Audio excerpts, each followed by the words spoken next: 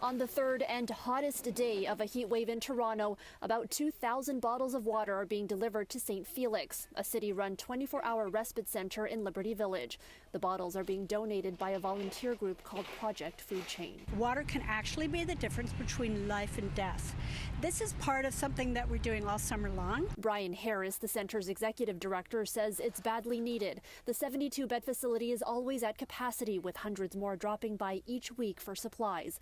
These bottles will likely be gone within a week. A lot of focus gets paid during the wintertime about services for unhoused people, but it can be just as deadly in the summertime, people getting heat stroke, sunburn, heat exhaustion, dehydration. With temperatures feeling in the mid-40s with humidity, concerns are high for those who are most vulnerable. The city says it has received an influx of calls about unhoused individuals and have dispatched outreach workers to respond.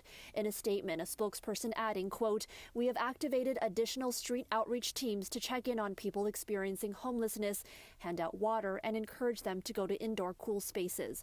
This includes attending areas known to have a high number of encampments.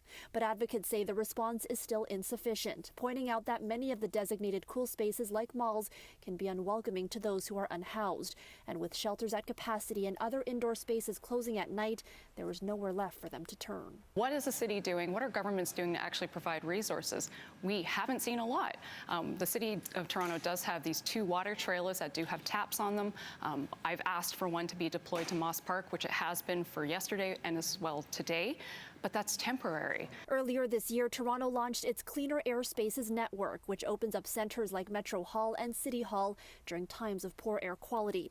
McNally argues that those same buildings included in the initiative can double as cooling centers during extreme heat. The resources would be exactly the same in these centers, so why can't we deploy them for both kinds of situations, which may also overlap? It would just make sense. According to Statistics Canada, Toronto ranks as one of the deadliest cities when it comes to Canadian heat waves. Advocates say that while the city has made some temporary resources available, like water trucks, more permanent solutions are needed, the biggest one, of course, being housing. In Liberty Village, Natividad, City News.